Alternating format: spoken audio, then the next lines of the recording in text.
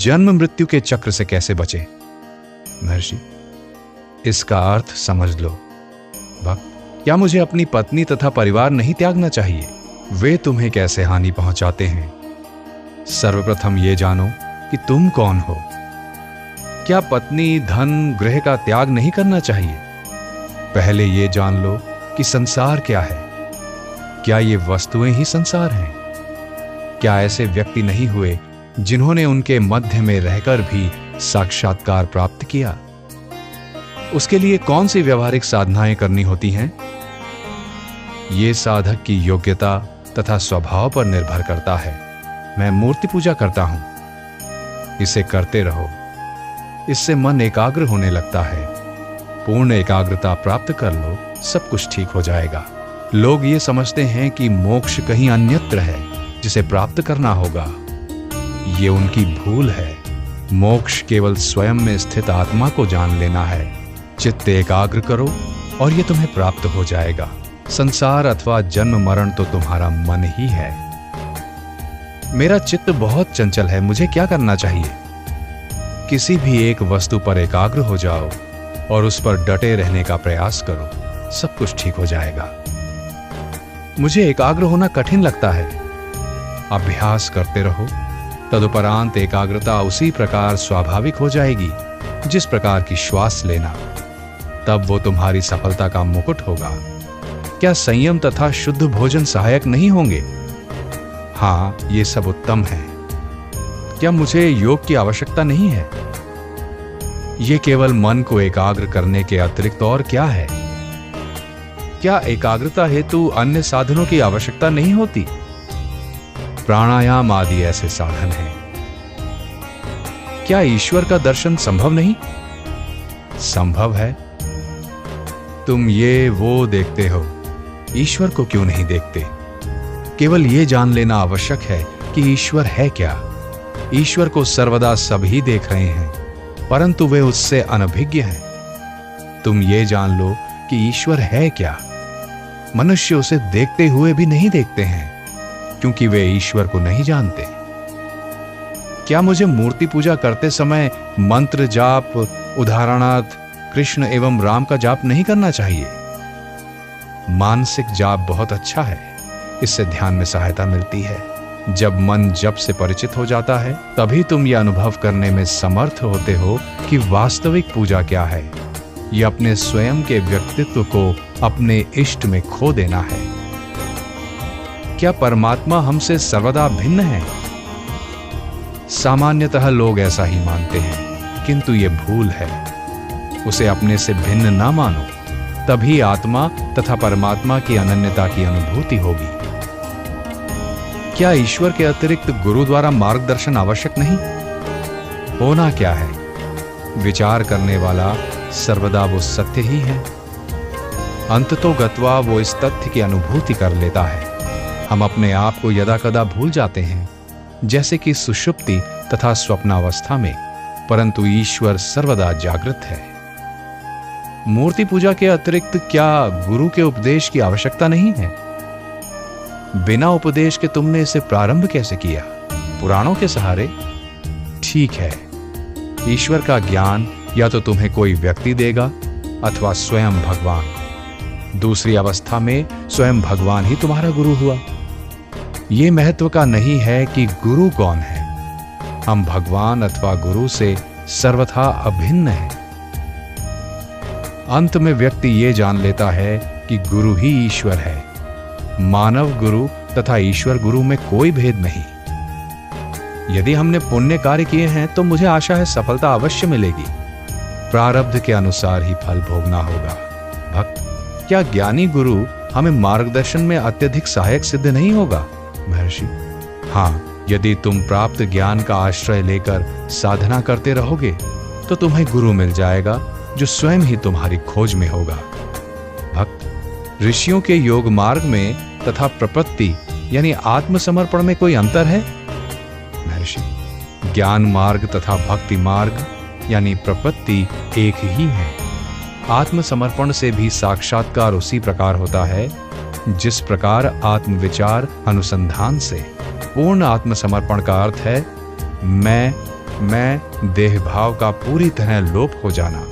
इस अवस्था में सब पूर्ण संस्कार नष्ट होकर मुक्ति प्राप्त हो जाती है। दोनों प्रकार के साधनों में अंत में अपना अलग व्यक्तित्व समाप्त करना ही होता है। भक्त, अपने कर्मों के फलस्वरूप क्या हम स्वर्ग आदि में जाते हैं? वे अवस्थाएं भी उतनी ही सत्य हैं जितनी कि हमारी वर्तमान अवस्था। परंतु यदि हम खोजें कि हम कौन हैं और आत्मा को स्वयं को जान लें, उसके उपरांत स्वर्ग आदि के चिंतन की क्या आवश्यकता रह जाती है? भक्त, क्या मुझे पुनर्जन्म से बचने का उपाय नहीं करना चाहिए? ये मालूम करो कि जन्म किसका होता है तथा वर्तमान जीवन में दुख कौन भोगता है। जब तुम सुषुप्ति में होते हो तब क्या तुम्हें पुनर्जन्म अथवा वर्तमान जीवन का विचार आता है? अतः वर्तमान की समस्या के मूल को खोजो और वही समस्या का समाधान भी है। तुम्हें स्पष्ट होगा कि न जन्म है न वर्तमान के दुख व क्लेश, केवल आत्मा है, सब परमानंद है। वास्तव में इस बोध से हम पुनर्जन्म से मुक्त हो जाते हैं। पुनर्जन्म के दुख को लेकर इतना संताप क्यों? एक यात्री ने पूछा। श्री चैतन्य महाप्रभु तथा श्री रामकृष्ण परमहंस ईश्वर के समक्ष अश्रुपात करते थे तथा इसी से उनको सफलता मिली। क्या हमें इस मार्ग पर नहीं चलना चाहिए? महर्षि, हाँ, एक महान शक्ति ने उन्हें इस मार्ग पर चलने को प्रेरित किया। उसी महान शक्ति पर विश्वास रखो जो तुम्हें भी तुम्हारे लक्ष्य तक ले जाएगी। सामान्यतः अश्रु दुर्बलता के प्रतीक समझे जाते हैं, किंतु ये महान पुरुष वास्तव में दुर्बल नहीं थे। उनके ये बाहरी लक्षण तो उनके अंतर में ईश्वर दर्शन की व्याकुलता की जो प्रचंड धारा बह रही थी, उसके संकेत मात्र हैं। हमारी दृष्टि में उन्होंने जो लक्ष्य प्राप्त किया वही रहना चाहिए। भक्त, क्या इस भौतिक शरीर को शून्य में लोप किया जा सकता है? महर्षि, ये प्रश्न क्यों? क्या तुम्हारे लिए यह संभव नहीं कि तुम ये जान लो कि क्या तुम देह हो? भक्त, क्या हम योगी वशिष्ठ तथा विश्वामित्र की तरह अंतर्ध्यान हो सकते हैं? महर्षि, ये केवल शरीर के विषय हैं। क्या हमारा वास्तविक लक्ष्य इसी वस्तु में है? क्या तुम आत्मा नहीं हो? दूसरी बातों की क्यों चिंता करते हो? सार ग्रहण करो। शेष पांडित्यपूर्ण सिद्धांतों को सारहीन मानकर छोड़ दो। जो शरीर लोप हो जाने को मुक्ति मान बैठे हैं वे भ्रम में हैं। ऐसे किसी भी बात की आवश्यकता नहीं है। तुम देह नहीं हो, फिर ये एक प्रकार से लोप हो जाती है अथवा दूसरी प्रकार से, तो इससे क्या अंतर पड़ता है? इन सब का कोई बड़ा महत्व नहीं। बड़प्पन अथवा छोटापन किसमें होता है? केवल सत्य की प्राप्ति ही वास्तविक लक्ष्य है। मैं यानी देहाभिमान का नाश ही मुख्य वस्तु है, देह त्याग नहीं। आत्मा का देह से एकत्व ही वास्तविक बंधन है। इस मिथ्या विचार को त्यागो तथा उस परम सत्य की अनुभूति करो। केवल यही महत्वपूर्ण है। मृत पुरुष अपनी देह को नहीं देखता। अन्य जीवित व्यक्ति ही ये विचार करते हैं कि शरीर पात किस भांति हुआ। उन्होंने अपने स्वरूप का दर्शन कर लिया है। उनकी न देह सहित न देह रहित ही कोई मृत्यु होती है। ज्ञानी पुरुष स्वयं इस बात को जानते हैं और इससे उनको तनिक भी अंतर नहीं दिखता। उनके लिए एक अवस्था दूसरी अवस्था के अपेक्षा उत्तम नहीं है। मुक्त पुरुष की शारीरिक उपलब्धियों से अन्य व्यक्तियों का संबंध ही क्या? अपनी चिंता स्वयं करो। आत्मा का साक्षात्कार करने के बाद ये निश्चित किया जा सकता है कि तुम्हें किस प्रकार देह त्यागना श्रेयस्कर होगा। आत्मा का देह से मिथ्या एकत्व करने के कारण ही प्राथमिकता का विचार आता है। क्या तुम देह हो? पिछली रात जब तुम गाढ़ी निद्रा में सोते थे तब क्या तुम्हें देह की अनुभूति थी?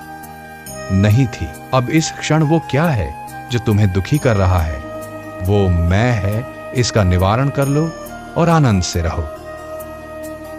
योगी रमैया के अनुभव का वर्णन। महर्षि के सानिध्य में बैठने से आंतरिक शांति मिलती है। मैं एक साथ 3-4 घंटे समाधि में बैठा करता था। मुझे अनुभव हुआ कि मेरे मन ने एक आकृति बनाई तथा अंदर से बाहर आ गया। निरंतर अभ्यास तथा ध्यान से मन हृदय में प्रवेश कर उसी में लीन हो गया। मेरा निश्चय है कि मन की विश्राम स्थली हृदय है। इसका परिणाम शांति है। मन के हृदय में लीन हो जाने पर आत्मा का अनुभव हो जाता है। एकाग्रता यानी धारणा की अवस्था में भी यह अनुभूति हो सकती है। मैंने महर्षि से मनन के बारे में पूछा। उन्होंने मुझे निम्न प्रकार से बताया।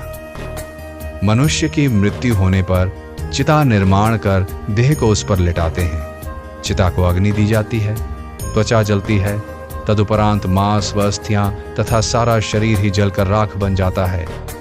तत्पश्चात क्या रहता है? मन रहता है। प्रश्न होता है, शरीर में कितने मन हैं? एक अथवा दो?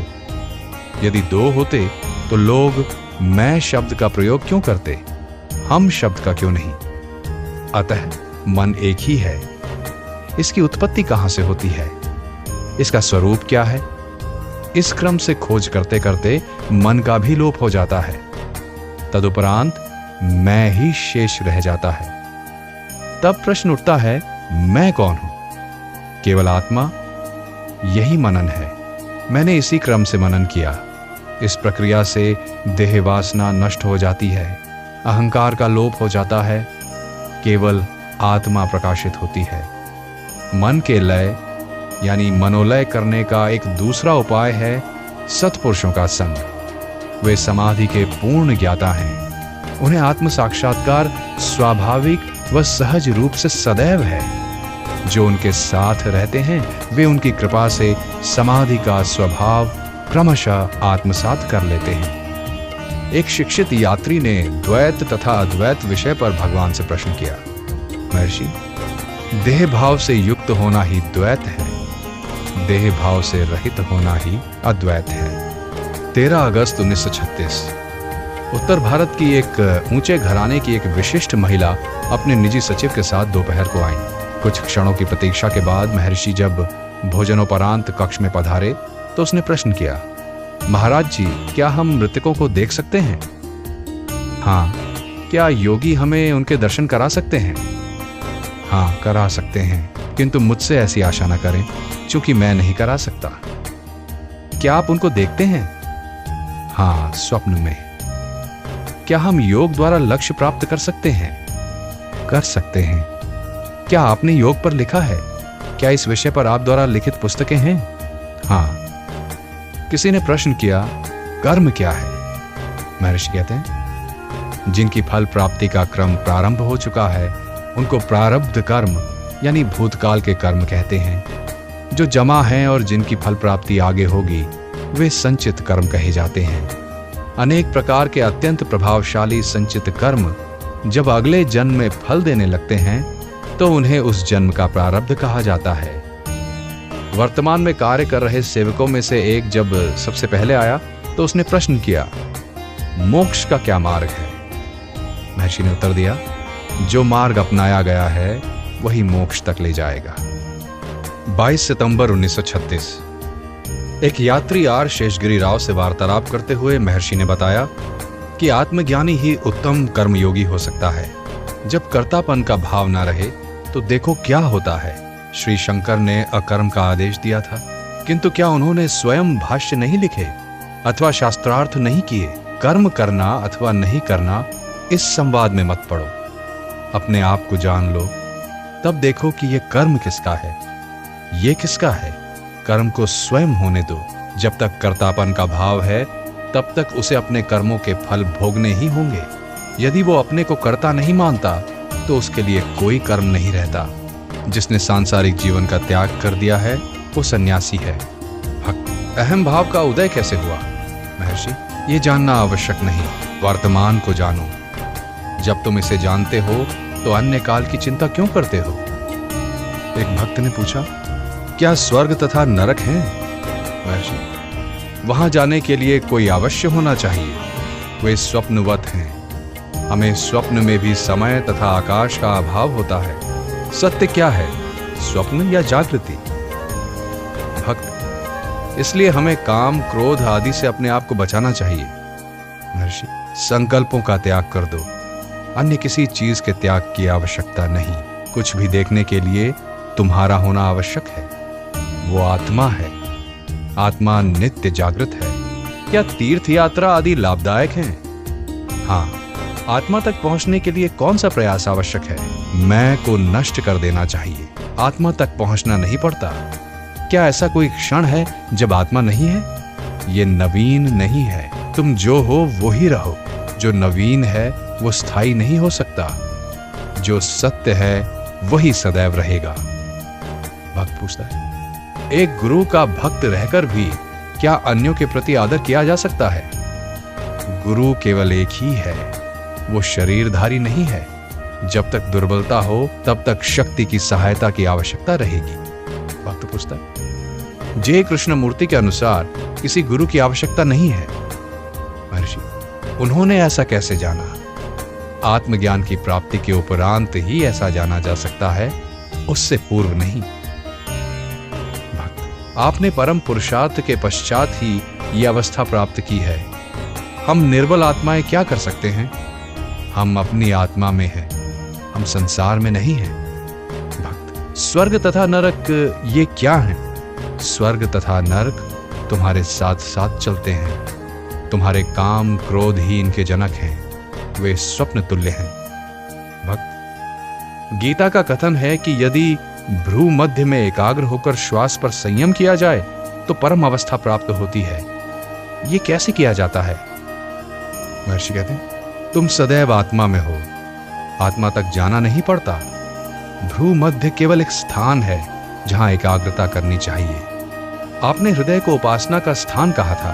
हां, वो भी है। हृदय क्या होता है?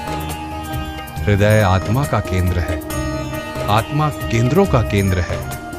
हृदय मानसिक केंद्र का प्रतीक है, शारीरिक केंद्र का नहीं। भक्त, ज्ञान शब्द आत्मज्ञान का द्योतक है। इसी शब्द का प्रयोग साधन के रूप में भी करते हैं। ऐसा क्यों? ज्ञान शब्द को साधन के लिए भी व्यवहार करते हैं क्योंकि अंत में उसका परिणाम साक्षात्कार है। क्या एक व्यक्ति को चाहे उसका ज्ञान कितना ही अपूर्ण हो, उपदेश में प्रवृत्त होना चाहिए यदि उसका प्रारब्ध उस प्रकार का हो? गीता के 7वें अध्याय में अर्जुन प्रश्न करता है कि क्या कर्म साधन है? कृष्ण उत्तर देते हैं कि ऐसा ही है यदि अकर्तापन के भाव से किया जाए। ऐसा ही उन शास्त्र सम्मत कर्मों के बारे में जानो जिन्होंने कर्म का निषेध किया है। उनके द्वारा उन्हीं कर्मों को निषिद्ध ठहराया है जो कर्तापन के भाव से किए जाते हैं। कर्मों को त्यागो मत, तुम ऐसा कर भी नहीं सकते। कर्तापन के भाव को त्यागो, कर्म स्वतः ही होते रहेंगे अथवा कर्म तुमसे छूट जाएंगे। यदि तुम्हारे प्रारब्ध में कर्म करना है तो वे तुमसे होंगे ही, तुम चाहो या ना चाहो। यदि तुम्हारे प्रारब्ध में कर्म नहीं है तो तुम कितने ही आग्रह से उनमें प्रवृत्त हो जाओ, वे नहीं होंगे। जनक, शुक आदि अहंकार रहित होकर कर्मरत थे। यश के लिए भी कर्म किया जा सकता है तथा निस्वार्थ भाव से समाज के लाभ के लिए भी किया जा सकता है। फिर भी उन्हें प्रशंसा की इच्छा रहती है, इसलिए वे भी वास्तव में स्वार्थपूर्ण होते हैं। भक्त, वो एक वस्तु क्या है जिसे जानकर सारे संशय निवृत्त हो जाते हैं? महर्षि, संशयकर्ता को जान लो। यदि संशयकर्ता पकड़ में आ जाए तो संशय उत्पन्न नहीं होंगे। यहां संशयकर्ता के परे जाना है। फिर वो संशयकर्ता ही नहीं रहता, तब संशय उदय नहीं होंगे। फिर वे कहां से उत्पन्न होंगे? सभी मनुष्य ज्ञानी तथा जीवन मुक्त हैं। उन्हें केवल इस वास्तविकता का भान नहीं है। संशयों को निर्मूल करना ही होगा। इसका तात्पर्य यही है कि संशयकर्ता को निर्मूल करना आवश्यक है। यहां संशयकर्ता मन है। भक्त, इसके लिए क्या कर्म है? मैं कौन हूं, इसकी खोज करो। क्या हम इसका जाप करें? तुम ये विचार क्यों करो कि मैं ये हूं? खोज करने से संकल्प समाप्त हो जाएंगे। तब जो अनिवार्य अवशेष आत्मा है वो प्रकट होगी।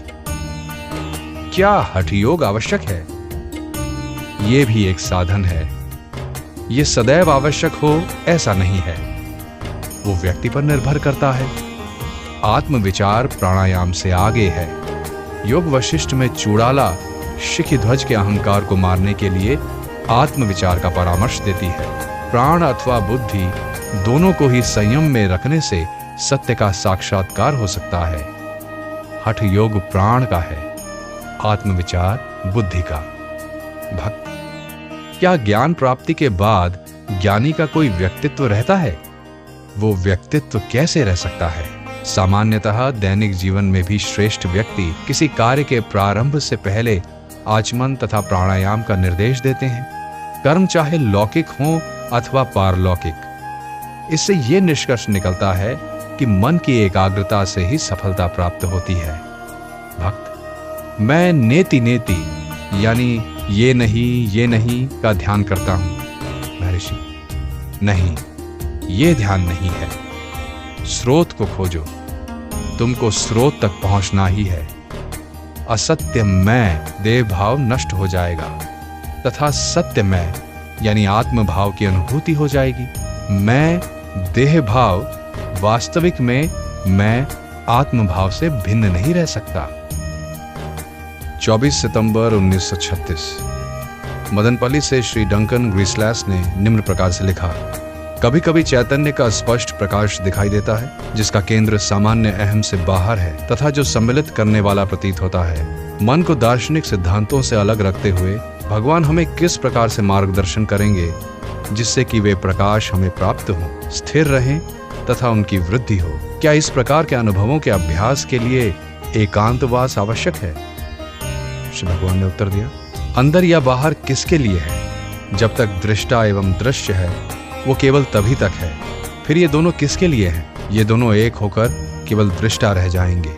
देखो दृष्टा में कौन है? विचार प्रक्रिया तुम्हें दृष्टा से परे शुद्ध चैतन्य तक ले जाएगी। सामान्य अहम मन है, इस मन की अपनी सीमाएं हैं, किंतु शुद्ध चैतन्य निस्सीम है तथा उपरोक्त आत्मविचार की प्रक्रिया से उस तक पहुंचा जा सकता है। प्राप्ति, आत्मा सर्वदा है।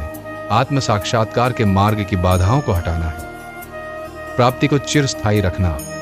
एक बार आत्म प्राप्ति होने के पश्चात वो सदैव रहेगी, वो कभी खोती नहीं। विस्तारित करना, आत्मा का विस्तार नहीं होता क्योंकि आत्मा न कभी घटती है न कभी बढ़ती है। एकांतवास, आत्मा में स्थित रहना ही एकांत है, क्योंकि आत्मा से भिन्न कोई वस्तु नहीं है। एकांतवास के लिए एक स्थान से अन्य स्थान में जाना होता है।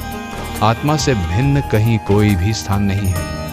सब कुछ आत्मा के होने से कहीं भी जाना असंभव एवं असंगत है। अभ्यास करना ही आत्मा की खोज है। 28 मार्च 1935 श्री एस रंगनाथन, ICS जिलाधीश बेंगलोर, श्री SV रामामूर्ति, ICS तथा पुदुकोटा राज्य के भूतपूर्व दीवान श्री T राघवैया आश्रम में आए। श्री रंगनाथन ने पूछा, कृपया मुझे निर्देश दें कि मन को वश में कैसे किया जाए। महर्षि कहते हैं, इसके दो साधन हैं। एक यह है कि देखो मन क्या है, तो ये नहीं रहता। दूसरा साधन किसी वस्तु पर अपने ध्यान को स्थिर करना है, इससे मन शांत हो जाएगा। प्रश्नकर्ता ने अधिक स्पष्टीकरण के लिए पुनः उस प्रश्न को दोहराया। कुछ विस्तार के साथ पुनः वही उत्तर दिया गया। प्रश्नकर्ता संतुष्ट प्रतीत नहीं हुआ।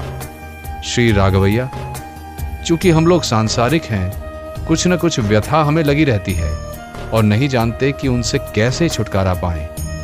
ईश्वर की प्रार्थना करने से भी हमें संतोष नहीं होता, हम क्या करें? महर्षि, ईश्वर में विश्वास करो। भक्त, हम आत्मसमर्पण करते हैं फिर भी कोई सहायता नहीं। हाँ, यदि तुमने ईश्वर के प्रति आत्मसमर्पण कर दिया है तो तुमको ईश्वर की इच्छा के अनुसार रहने की क्षमता होनी चाहिए और तुमको जो अच्छा ना लगे उस पर असंतोष प्रकट नहीं करना चाहिए। घटनाक्रम जैसा तुम्हें दिखता है उसका परिणाम उससे भिन्न भी हो सकता है। अनेक बार दुख मनुष्य को ईश्वर में विश्वास पैदा करा देता है। भक्त कहता है, पर हम सांसारिक ठहरे, पत्नी हैं, बच्चे हैं, मित्र हैं, संबंधी हैं, उन सबकी स्थिति की उपेक्षा कर तथा अपने व्यक्तित्व को बिना कुछ रखे हम कैसे ईश्वर इच्छा अंगीकार करें? महर्षि, इसका अर्थ यह है कि तुमने अपने कहे अनुसार समर्पण नहीं किया है। तुम्हें केवल ईश्वर में ही विश्वास करना चाहिए। श्री राममूर्ति जी पूछते, स्वामी जी, मैंने ब्रंटन की पुस्तक गुप्त भारत की खोज पढ़ी है। मैं अंतिम परिच्छेद से बहुत प्रभावित हुआ हूं, जिसमें वे कहते हैं कि बिना विचार के भी जागृति रखी जा सकती है। मैं जानता हूं कि भौतिक शरीर का भान त्याग कर भी विचार करना संभव है। क्या मन के बिना भी विचार किया जाना संभव है? संकल्पों से परे जो चैतन्य है, क्या उसकी अनुभूति संभव है? महर्षि जवाब देते, हाँ, चैतन्य केवल एक ही है जो जागृति स्वप्न तथा सुषुप्ति अवस्थाओं में यथावत रहता है। सुषुप्ति में मैं का लोप हो जाता है, जागृति में मैं का भाव उदय होता है और तब संसार भासित होता है। सुषुप्ति में ये मैं कहाँ था? ये वहां था अथवा नहीं था? ये वहां भी रहा होगा, किंतु उस रूप में नहीं जिसमें तुम्हें अब प्रतीत होता है। जागृति का वर्तमान मैं केवल मैं का संकल्प मात्र है, जबकि सुषुप्ति का मैं ही वास्तविक मैं है। इसी की निरंतर सत्ता है, यही चैतन्य है। यदि इसका अनुभव हो जाए तो तुम देखोगे कि यह संकल्पों से परे है। भक्त, क्या हम बिना मन के विचार कर सकते हैं? महर्षि, अन्य क्रियाओं के समान परम चैतन्य को अशांत किए बिना विचार प्रक्रिया भी चल सकती है। भक्त, क्या दूसरों के मन के विचार जाने जा सकते हैं? सदैव की भांति महर्षि ने दूसरों की चिंता करने से पहले उनको अपनी आत्मा के अनुसंधान का आदेश दिया। महर्षि ने पूछा, अपनी स्वयं की आत्मा से भिन्न और कोई दूसरा है कहां? श्री राघवैया ने कहा, हम आध्यात्मिक तथा सांसारिक अनुभवों में परस्पर संबंध कैसे करें? महर्षि कहते, अनुभव केवल एक ही है। सांसारिक अनुभव जिनका मिथ्या मैं पर निर्माण होता है, उसके अलावा और है क्या? संसार के सर्वाधिक सफल मनुष्य से प्रश्न पूछिए, क्या वो स्वयं की आत्मा को जानता है? वो कहेगा नहीं। आत्मा को जाने बिना कोई क्या जान सकता है? सारा सांसारिक ज्ञान ऐसी क्षुद्र नींव पर आधारित है। श्री राममूर्ति, वास्तविक मैं को मिथ्या मैं से भिन्न कैसे जाने? महर्षि कहते, क्या कोई ऐसा है जो स्वयं से अनभिज्ञ हो? हर व्यक्ति स्वयं को जानता है, पर फिर भी आत्मा से अनभिज्ञ है। क्या विचित्र विरोधाभास है। महर्षि ने पुनः कहा, यदि यह अनुसंधान किया जाए कि मन है अथवा नहीं, तो ज्ञात होगा कि मन है ही नहीं, यही मन का नियंत्रण है। इसके विपरीत यदि मन की सत्ता मान ली जाए और इसको नियंत्रित किया जाए, तो मन ही मन पर नियंत्रण करता हो जाएगा। जिस प्रकार चोर ही सिपाही बनकर चोर को पकड़े, मन का अस्तित्व भी इसी प्रकार है, किंतु यह स्वयं को धोखा देता है। 3 अप्रैल 1935 श्री एकनाथ राव, एक इंजीनियर, ने श्री भगवान से प्रश्न किया, क्या आत्मविचार के लिए एकांत आवश्यक है? महर्षि ने जवाब दिया, एकांत सर्वत्र है। व्यक्ति सदैव अकेला है, उसको अपने अंदर खोज करना है, उसकी खोज बाहर नहीं करनी है। व्यावहारिक जगत क्लेशमय है। महर्षि, अपने आप को दुखी मत होने दो, विचार करो क्लेश किसे है। थोड़े से अभ्यास के बाद वो तुम्हें व्यथित नहीं करेगा। भक्त कहता है, अभ्यास भी असंभव है। महर्षि, अभ्यास करोगे तो इतना कठिन नहीं लगेगा। भक्त फिर कहता है, आंतरिक अनुसंधान से भी उत्तर नहीं मिलता। महर्षि कहते, अनुसंधान करता ही उत्तर है, अन्य कोई उत्तर नहीं आ सकता। जो नवीन है वो सत्य नहीं हो सकता, जो सनातन है वही सत्य है। 6 अप्रैल 1935 एक व्यक्ति ने प्रश्न किया, साक्षात्कार का मार्ग कठिन है, सांसारिक विषय सरलता से समझ आ जाते हैं, जबकि ये समझ में नहीं आते। महर्षि, हाँ, मन सदा बाहरी ज्ञान की खोज में रहता है, वो अपने स्वयं के आंतरिक ज्ञान की उपेक्षा करता है। भक्त, श्री भगवान के सानिध्य में 1 दिन रहना अच्छा है, 2 दिन रहना उत्तम है, 3 दिन रहना और भी अधिक उत्तम है, और इसी प्रकार है। यदि हम यही निवास करने लगे तो हम सांसारिक कार्य कैसे कर सकेंगे? महर्षि कहते हैं, यहां निवास करना या अन्यत्र निवास करना समान ही मानना चाहिए, उसका फल भी समान ही है। 20 अप्रैल 1935 एक व्यक्ति ने श्री भगवान से प्रश्न किया, आप भगवान हैं, इसलिए आपको ज्ञात होगा कि मुझे ज्ञान की प्राप्ति कब होगी। कृपया बताएं कि मैं ज्ञानी कब होऊंगा। श्री भगवान ने उत्तर दिया, यदि मैं भगवान हूं तो आत्मा के अतिरिक्त कोई भी नहीं है, इसलिए ना ज्ञानी ना अज्ञानी। यदि इसके विपरीत मैं तुम्हारे ही समान हूं, तो मैं तुम जितना ही जानता हूं। इन दोनों स्थितियों में मैं तुम्हारा उत्तर नहीं दे सकता। 5 जून 1935 एक 25 वर्षीय ब्राह्मण युवक महर्षि के पास दर्शनार्थ आया। महर्षि को देखते ही युवक उन्मादी होकर चिल्लाने लगा, शिवोहम अहम ब्रह्मास्मि, आप ईश्वर हैं, आप परम ब्रह्म हैं, आप मेरे पिता हैं, पिता मेरी रक्षा करो। और इसी प्रकार कहने लगा। उसका उन्माद बढ़ने पर वो दोनों हाथों से एक के बाद एक अपने वक्ष स्थल पर तेजी से प्रहार करने लगा तथा शिवोहम शिवोहम जोर जोर से बोलने लगा। पुनः वो दांत पीसकर उन्माद से पुकारने लगा, मैं भौतिकवाद को नष्ट कर दूंगा, जैसे कि वो भौतिकवाद को अपने दांतों से पीस रहा हो।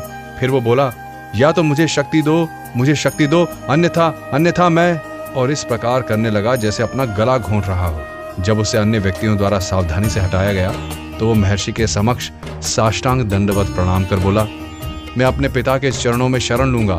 पिता, आप पार्थ सारथी हैं, मैं अर्जुन हूँ, हम लोग भौतिकवाद को निकाल बाहर करेंगे, आदि आदि।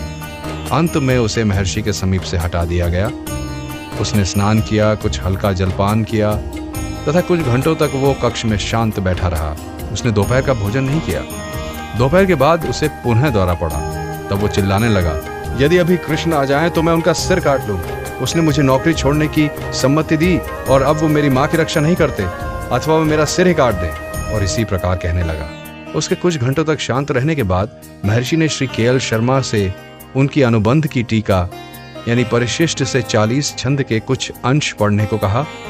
उसका सारांश ये था कि जो लोग आत्मनिर्भर नहीं हैं वे मानव कल्याण हेतु दैवी सहायता की इच्छा करते रहते हैं। ये उस लंगड़े की कथा के समान है जिसने दंभ से कहा था कि यदि कोई उसे केवल खड़ा कर दे तो वो शत्रु को परास्त करने में समर्थ है। ध्येय तो अच्छा था पर अनुपात के संबंध में विवेकताशीलता नहीं है। युवक ये सुनकर सहसा उछल पड़ा। श्री भगवान को प्रणाम करता हुआ कहने लगा, पिता, मुझसे भूल हुई, मुझे क्षमा करें, मुझे निर्देश दें, मैं आपकी आज्ञा का पालन करूंगा। और इसी प्रकार कहने लगा। संध्या को पुनः युवक ने साष्टांग दंडवत कर कहा, मैं समर्पण करता हूं। 9 जून 1935 कोकानद के एक व्यक्ति ने प्रश्न किया, मेरा मस्तिष्क 2 अथवा 3 दिन निर्मल रहता है और फिर 2-3 दिन के लिए मलिन हो जाता है और क्रम से ऐसा ही होता रहता है, इसका कारण क्या है? महर्षि कहते, ये स्वाभाविक है। ये प्रकाश यानी सत्व, क्रियाशीलता राजस एवं अज्ञान तामस का क्रमानुसार खेल है। तामस के आगमन पर दुख मत करो, किंतु जब सत्य का अवसर हो तो उसे दृढ़ता से पकड़ लो और उसका सदुपयोग करो। भक्त पूछता, हृदय कहाँ है? ये आत्मा का स्थान है। क्या ये शारीरिक हृदय है? नहीं, ये वो स्थान है जहां से मैं का उदय होता है। मृत्यु उपरांत जीव का क्या होता है? इस समय जीवित जीव के लिए यह प्रश्न उचित नहीं है। देह रहित होने के बाद जीव मुझसे प्रश्न करें यदि संभव हो। अभी तो देहधारी जीव अपनी वर्तमान समस्या का हल करे तथा ये खोजे कि वो कौन है, तब ऐसे सारे संशय समाप्त हो जाएंगे। ध्यान क्या है? ध्यान का प्रायः यह आशय है कि किसी वस्तु पर एकाग्र होकर ध्यान लगाना, जबकि निधिध्यासन का आशय आत्मानुसंधान तथा आत्मविचार करना है। जब तक अपने स्वरूप की अनुभूति नहीं होगी तब तक त्रिगुण बने रहेंगे। जहां तक मुमुक्षु का संबंध है, ध्यान तथा निधिध्यासन एक ही हैं, क्योंकि वे त्रिपुटी के अंतर्गत हैं तथा भक्ति के पर्याय हैं। ध्यान का अभ्यास किस प्रकार किया जाए? ध्यान का उद्देश्य मन को एकाग्र करना है। मुख्य विचार अन्य विचारों को दूर रखता है। ध्यान व्यक्ति के स्वभाव के अनुसार भिन्न प्रकार का होगा। ध्यान ईश्वर के किसी एक रूप तथा आकृति पर, मंत्र अथवा आत्मा पर हो सकता है।